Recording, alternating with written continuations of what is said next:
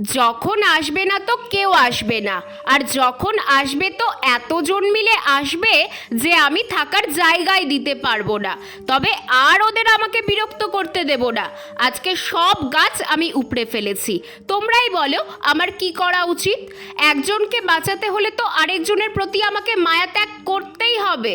আমার ছাদ বাগানের সাধের ড্রাগন গাছটা তো তোমরা সবাই দেখেছো, তাতে কি সুন্দর ড্রাগন ফুল ড্রাগন ফল সবে একটা দুটো করে আসতে শুরু করেছে, কিন্তু এতে বাধা দিতে এসেছে কিছু গাঁদা ফুল গাছ। একেই একটা ছোট ফলের ঝুড়িতে এত বড় ড্রাগন গাছটা আছে, এর মধ্যে যদি গাদাগাদি করে এত গাঁদা গাছ হয় তাহলে ফলটা আসবে কি করে ড্রাগন গাছে? এতদিন মায়া দেখিয়ে গাঁদা গাছগুলো তুলিনি, তবে আজকে সব মায়া ত্যাগ করে গাছগুলো তুলেই ফেললাম।